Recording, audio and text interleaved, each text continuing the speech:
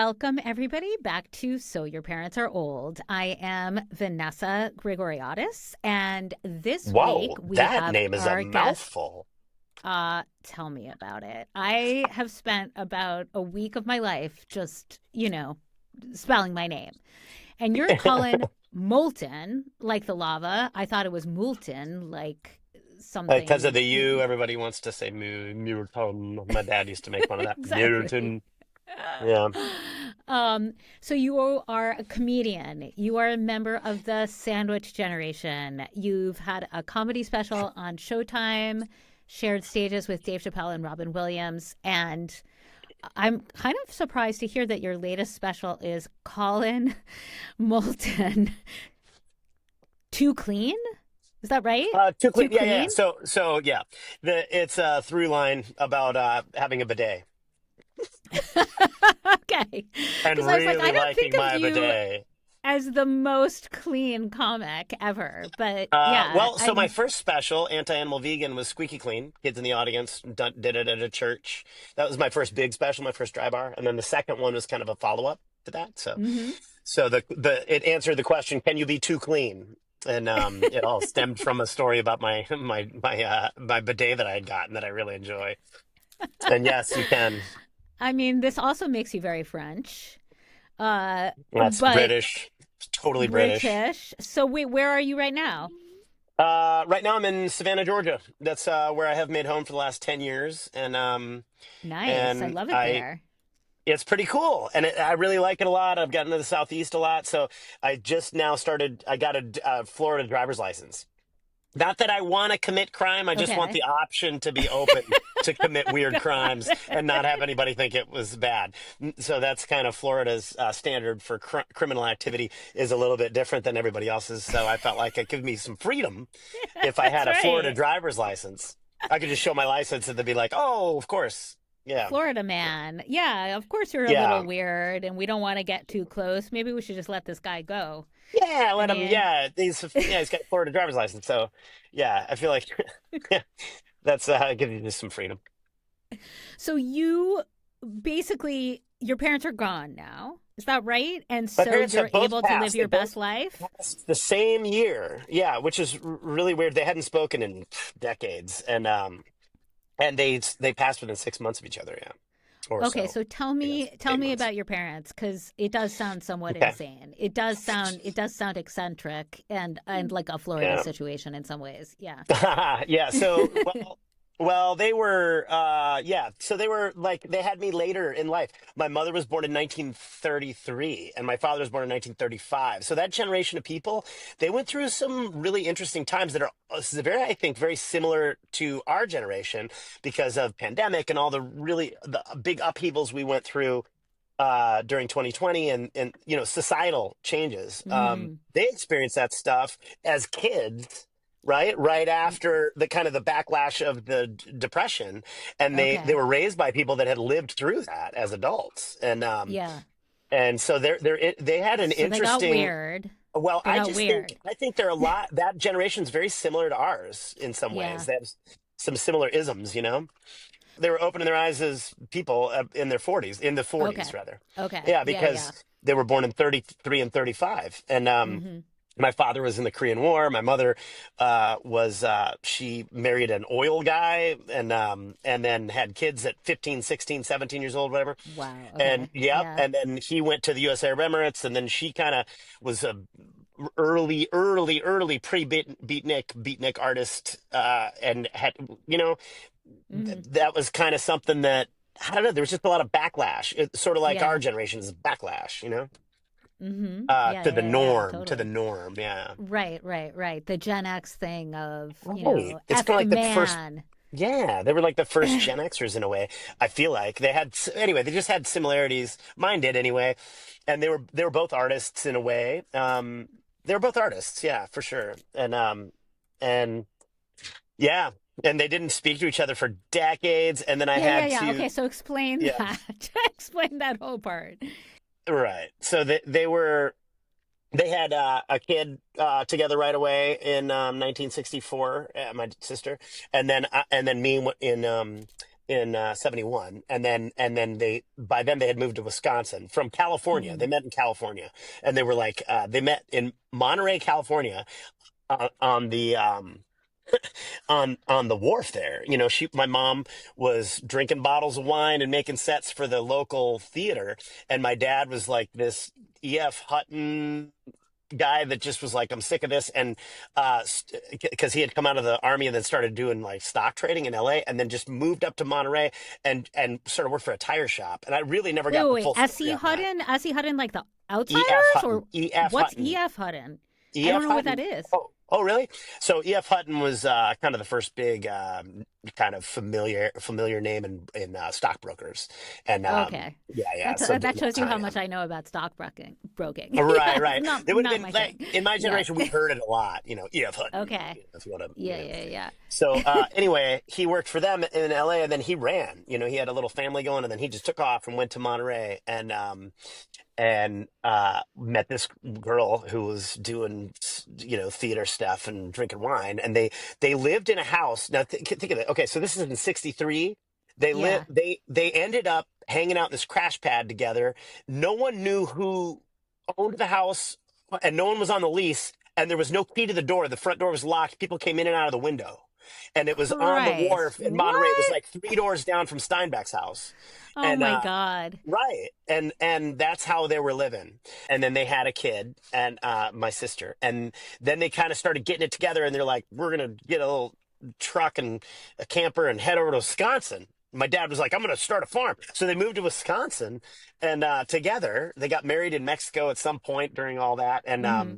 and then moved to Wisconsin. And they moved to this little town in northern Wisconsin, Wausau, Wisconsin, and they became big fish, small pond. They started an ad agency and and this is in the early '70s, when the kind of me generation was really starting to kick up, and they were interestingly, they became very successful in their business and made a bunch of money, and became kind of the in the upper crust of Wausau, Wisconsin, in the Chamber of Commerce, and the doctors and lawyers and business owners. Hmm. That's where they were, and they own this right in the center of town, really very well known and still there, historic Tudor house that they moved Hmm. into right in the middle of Wausau, Wisconsin. It's a big Tudor house, and if you know what those look like, it was just a Yeah, big, and yeah. there's still a historic plaque on that house, and Mm. that's where I was born into, and then they started a farm shortly after I was born. My dad was like, "I'm going to start a farm." Meanwhile, they're doing theater in town and all this other stuff, and they went outside of town, bought this farm, and had that in the other house, and it ended up being kind of broke them. So by the time I was 4 years old, they were divorced, and also the '70s kind of time where everybody was like, "Hey, let's maybe monogamy means other things we don't understand fully." So that's kind of the '70s take on monogamy, was a little Right. looser definition. So I think they had a lot of issues around that. So they ended up, breaking up. So then they just don't talk to each other? Like, tell me what happens. They just So they then break up they and they were. hate each other. My mom was a lot, and my dad was, was a guy, and Mm. so yeah, so at that time, now '70s, so he was like, he just was overwhelmed and by all of it. And I think, and so there was this family that we had been hanging with, that there was a boy my age and a girl my sister's age, and then they had 3 other kids. So they had 5 kids, and the mom was a really, cool Wisconsin girl, whatever. And Mm. she had 5 kids by the time she was 25 or whatever, or 24. And she was over her situation. So my dad and her just took off and went to Minneapolis. And that's kind of the long and short of it. There's more to it than that, but they got together and split.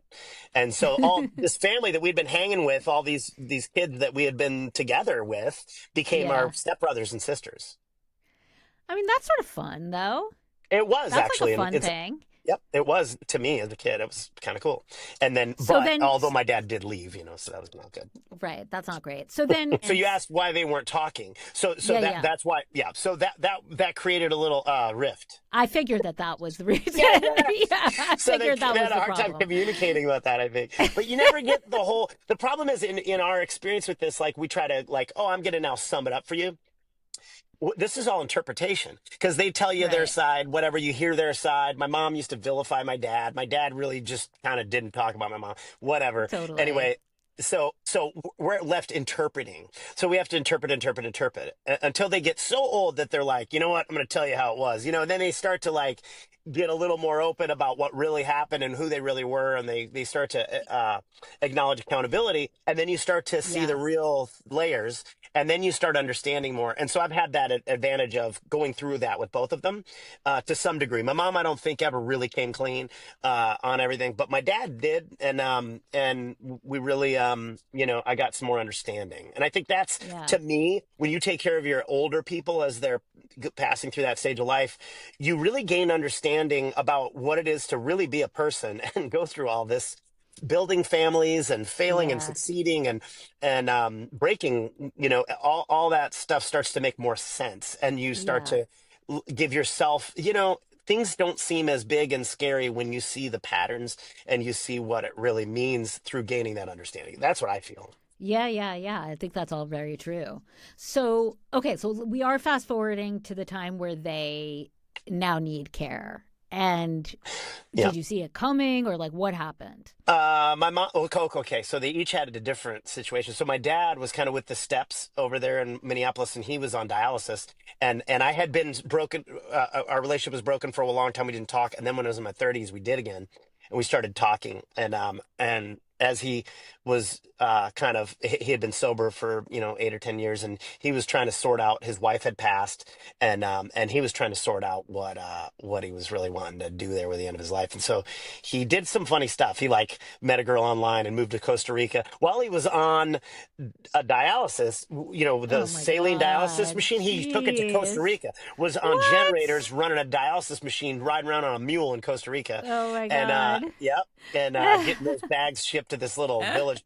Anyway, so then that only lasted a little while, and then he moved back to Minneapolis, and he just felt alone.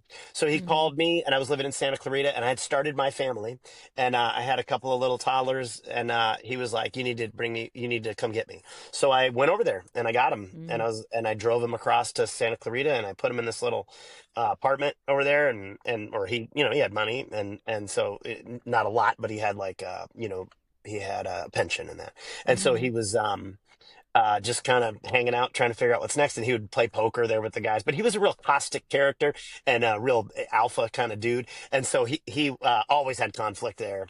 But his health was really failing. And so Yeah. he was like, having to deal with all that. And that's kind of where the rubber met the road for him. And, um, and so I got to go through that with him to some degree, but he still, tigers don't change their spots. So Yeah.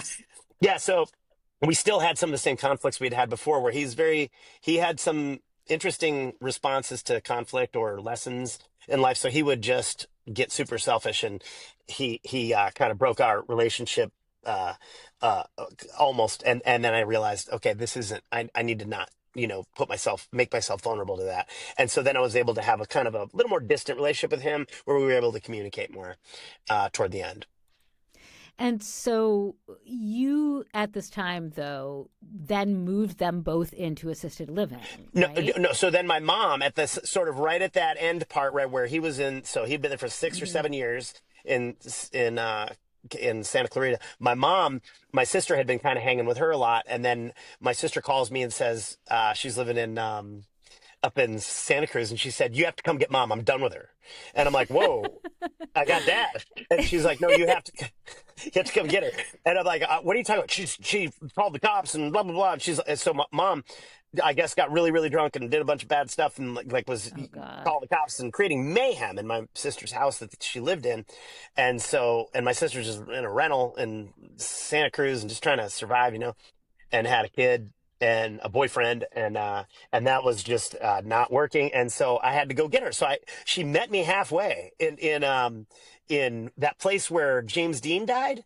What's that little town in Soledad or something, or no, Yeah, I something forget, like that. something like that. Yeah. Anyway, so I drove there. I drove and got her. I drove and met her in this weird town in the middle Just of the like, give me desert. the package. It's So mom. we put her in my car. Mom's yelling at her. I got put all of her stuff in my car. Then I drove her down to Santa Clarita. So it was a 3 hour drive up, 3 hour drive back.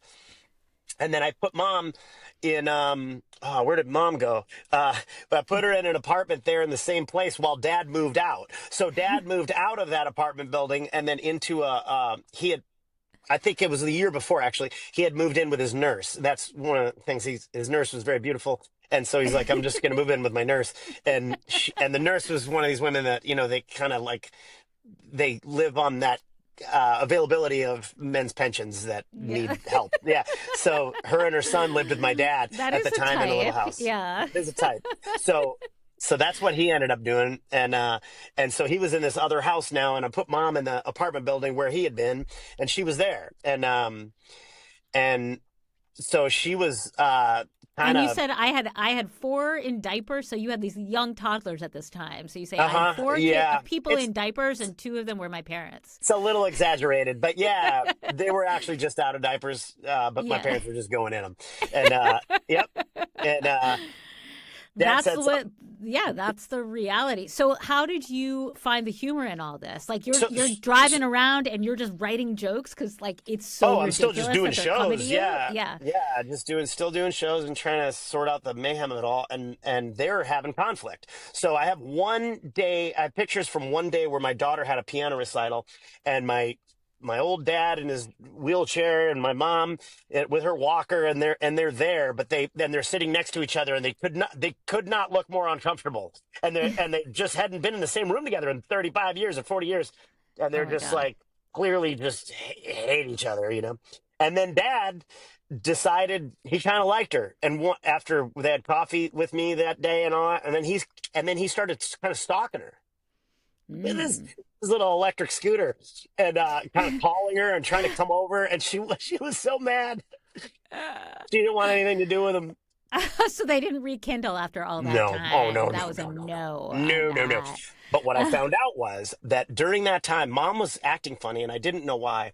Turns out, mom was going through wet brain dementia, and it was Oh, getting worse, and I did not know that. which is And alcoholism huh, and dementia. Okay. it's Fun. Great the way I combo. put it Yeah. on stage was it's what you get from drinking wine through cardboard for more than 40 years. Oh no. Yeah. Okay. Fair enough. Maybe I'm not a So scientist. yeah. So yeah, that was so I didn't really become clear on this dementia thing till some stuff happened in LA. I moved out to Savannah and then tried to ship mom back out here. And as I did, and I put her in a little assisted living place here in Savannah, it became very clear that she was not firing on all eight. Yeah. Yeah. Yep. And then Big what? issues. Well, it's surprising, when your parents are living in these assisted living places, and the nurse, you ask the nurse, who knows these people, and they're like, "Hey, mom's acting funny. Like she couldn't unlock her door, and I went up there and she didn't have a key in her hand. Like what? Something's up." She goes, "Oh boy, I don't know what that is," and she said, "Better, have her checked out," and and it and I found out that. That what it was I ended up taking, so this was going on, like she was like out of her, like her eyes were wild, and she was like really not connecting, and I didn't know what it was, and I took her to the ER. She had a what do you call it, A urinary tract infection. urinary tract Yeah. infection, and the Yeah. nurse, after like 3 days of trying to sort this out, when I told her that, she goes, "Oh yeah, that happens to these ladies all the time because their diaper." Yeah, and I'm like, "Oh well, why Yeah. didn't you mention that was a possibility?" I didn't know what, for three But it days sounds like she was also not acting great in addition to that. Like Yeah, that was and the that's the other thing. temporary The thing that tipped me elevation off of was she the said, "I'm yeah. not eating in that darn cafeteria because they're trying to kill us down there. They're taking people out every day. They take someone new out. They're killing us, and they're trying to get rid of us." And I'm like, "What are you talking about?" And it was the dementia, yeah. And the, and, the, and So the urinary tract infection. So it created high uric acid. And so she was breaking from reality. But then when she yeah. came back, she never fully came back.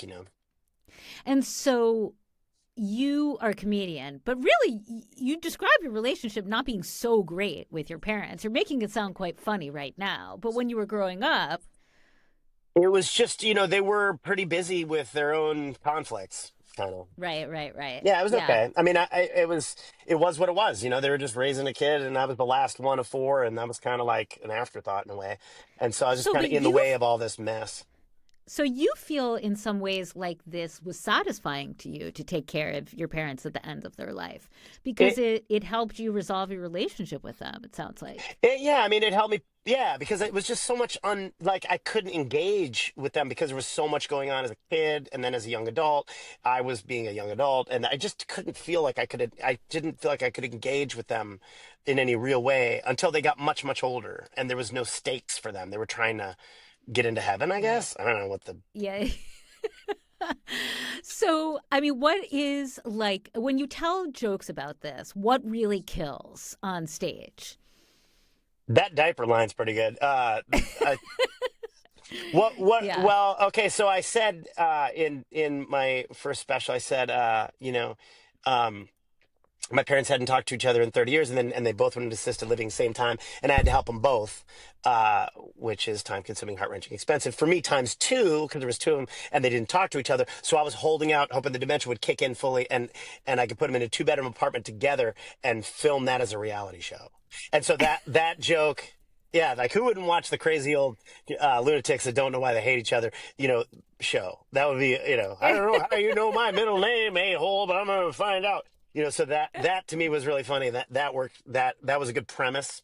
And I Yeah. even wrote a treatment for a TV show with Greg Kinnear as that was I thought that was my I can imagine him as the main guy, and he was in the treatment he was a uh, like a life coach guy, like, Mm, and his name was Will. Where there's a will, there's a way, and hmm and he was like, he had all these followers and all this, and he's totally disconnected from his family, but his siblings are taking care of the older folks, and then he brings them home to his big estate, and he finally engages with them, and he puts them in a two-bedroom apartment, little house that he has on his property, and they're so far gone that they don't remember each other, but they really don't. There's conflict. So I wrote that show, and the yeah. pilot was really good. It was I went. I mean, how you sell these shows, and Mm. it went all. I mean, I got a lot of meetings on that treatment, but we never made the show. Because I don't know. What do people want to see that though? Are they willing to see that? Oh yeah, it was just a sitcom idea, but it was like with Yeah. some depth. But the And old people, I feel like we take the old people, we throw them in a closet, and like nobody gets to see them. that's a good point. I had another show I wrote called Wake, the celebration of a lifetime, and that actually Mm. almost got made. And it was because I had researched like real high end funerals and wakes and like celebrations of life. So it was basically going kind of like a Anthony Bourdain of funerals, right? So you'd go Yeah. to the island that's rented by this wealthy family to celebrate the life of this person, and you kind of do some uh back end work with the family to kind of create a celebration of life of this person and immortalize them in the storyline, but also you party with them, and they because there's huge funerals where they spend literally millions of dollars for these celebrations of life, and people don't get how much money goes into that stuff, but they exist. It's not all just a sad day at a funeral home. There's a lot of people that are having giant, you know almost like family reunions, but they're Yeah. enormous parties with lots of resources, and How that would did be you amazing. celebrate? Yeah, that no, that would have been amazing. How did you Yeah. celebrate your parents' lives when they were older? It was very intimate. Both of them at a beach, one in Florida, one Hmm in California, scattering ashes and places that were important to them. Yeah, Did my you dad was keep a any of the sailor. ashes, or did Nope, you nope. got rid of all of them? My dad Goodbye. was Okay. yeah, my dad was a sailor, so he went to Yeah. DeSoto Beach in Florida, and my mom went to Morro Bay, So, California. what about your kids? I mean, did your kids visit your parents? Do your kids know your parents? Like, how Yeah, did that all go down? my first two kids did. My little one didn't. My first two kids, um, they both knew both of them. A little bit here and there. They Hmm dropped in because they were in Santa Clarita. When they were little. Yeah. So my dad was not good with little kids. He was like very impatient with little kids. So their memory of him was a little bit like they remembered that about him, that he was a little bit like, yeah, get out of here, you son of a, Okay. hitting him with a cane. And yeah, he was a classic old man in that way. He kind of leaned into that. He was born in upstate New York, so he had that accent too, like, get out of here, you goddamn kids. You know, he really leaned into it. Yeah, that not for California kids. No, no chill. Um, Mm, so there's that Tolstoy quote, like, happy families are all alike, unhappy families are unhappy in their own ways. I mean, although you did get some resolution here, like, what would your advice be for people who are going through their parents, end of their parents' lives where they maybe didn't get along so well? It wasn't always so great. Um, you just have to lay it all down. I mean, you can't. Hmm. I felt like I had to stop wanting them to be something different. Yeah. Yeah, and Tell, let tell me more them. about that. What does that mean? Well, I remember as a young person, I always wished this was different or that was different, you know. And once I was just like, this is just a guy, is a person, and he's going to tell me a story, and I removed myself from it a Hmm. little bit. I didn't need anything from him, and I was just there for it. That was Yeah. helpful to me because I gained understanding about the person behind the parent. You know, Hmm. that's to So, me the most important thing because it gives us understanding for us, right, for our lives. right. Right, right, right. Because you're able to sort of sync up, like, what was this person really thinking and doing versus like the projection that you got when you were Yeah, and younger. also like I don't need yeah like you know life feels big and scary and we make mistakes and we're like there's so much spin on everything and you feel so much weight to every decision and when you have kids especially and you're a parent you're like oh this matters so Hmm. much but as you see their lives kind of unfold I remember their dreams I remember things they talked about doing that they never did I remember things that they Like talked about what? doing Like that they what? did do Yeah. well, like my mom wanted to have a house in Montecito, and there was like, and she always had conflicts, that was her focus. My dad, you know, I just remember them being younger. I remember them living life like at this age or younger, my age or younger, and talking about what they had planned or what they were doing. And then I Hmm. watched it kind of unfold and then I watched it end. And I watched, so that to me gave me perspective on my own life where, hey man, you do the best you can each day. And then this isn't my life is not about my kids but I give myself to them like I give you know I make certain parts of it about them but my failures aren't about them you know what I mean so like Yeah. yeah so I don't feel the same I guess I felt there was fear around parenting to some degree. Am I going to make a mistake? But as I Hmm. watched their life go, away and they ended their life, I was like, oh, life is this arc and we can make mistakes and it all kind of it works out how it's going to work out. We just have to do the best we can for the people around us in the moment. How do you feel That's like the you're a different dad for your kids? I'm calmer Yeah. and I'm more engaged with them. Knowing Hmm. that no I was fearful of engaging in certain ways because like what if I fail so there's fear there right so you sometimes don't do the best that you can because you are more careful or you're like worried or what but you just engage you just give them you give them a connection to your experiences and bring them along and you foster their interests and that's the best you can do Yeah. and there's no Yeah. one way to do it. So do you think about your parents a lot now, or do you feel like you milked everything for your shows? It's been some I time has think about them passed. I think Hmm. about them. Yeah, yeah. I think about my dad a lot. Mom with art, but she was a painter, and Hmm. my daughter, I really engage with her artistically a lot, and we make things. And my 8-year-old, and we have fun doing stuff. But I talk about my mom a lot, and I find myself thinking of her. My Hmm. dad. Um, Life stuff, man. I mean, I have a liveaboard sailboat in Florida, and I'm kind of getting into sailing, and that was his big thing. And I'm like, wow, that was a Yeah. weird circle, and that just happened, and I really have found this passion, and I kind of get it. But we always had these similarities anyway that I knew about, and they're organic. It's not like he taught me Yeah. that, yeah. Right, right, right. So I Yeah. So think you of were them able in to those see ways, the him. organic connections that we had that just keep popping up and they always happen. And so I can see the failures he made where he indulged too much selfishly and I can kind of make adjustments in my own life, I think, based on that, based on his mistakes, you know? Yeah, you're a very soulful man for a comedian. A lot of times you interview comedians, they have a hard time like connecting. You're like all connection. Oh wow. Okay. Thanks. Maybe you need It's good, right?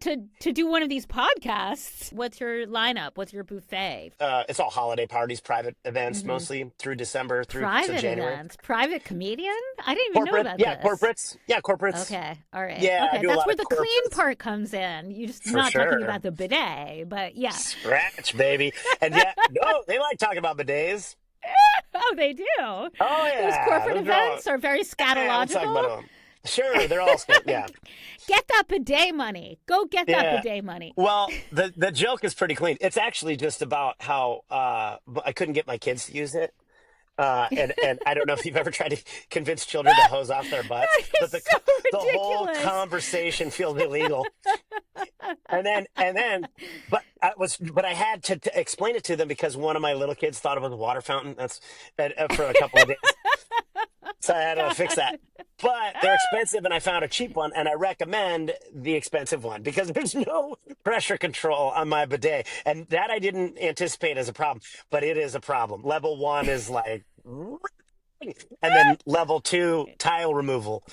I took out a wasp's nest that's been there for 3 years with my, and you can break up a nonviolent protest with a well-aimed bidet. I don't know if you know that. Yeah. So don't laugh. Amazing. Don't laugh while you're using Okay. my bidet. It'll come out of your nose. You are really full of so many life tips and bidet tips. Well, thank you so much, Colin, for being on So Yeah. Your Parents Are Old. We'll have a link to your shows in our show Hey, notes. People should definitely go see this guy live because yeah, yeah, yeah. it's a good time. Collin Moulton Live is my Instagram. Most of the dates show up there, and I Awesome. hope some of my experience can be insightful for some. And I've always believed that helping, like taking care of your old people, it seems so difficult in whatever moment you're in, but it's the most important thing for that step of adulthood. They don't talk about. You go, 25 now you can rent a car. You're 18. You're an adult. 21 you can drink. They don't talk about that stage of like 40 something or whatever it is where you are Yeah. engaging with your parents at their end of life experience. That's another big stage that we all need to take Right. seriously. Yeah, Yeah. it's another door that opens, a door to Hmm. maturity and like enlightenment, and also very annoying at times, but like ultimately enlightenment and maturity.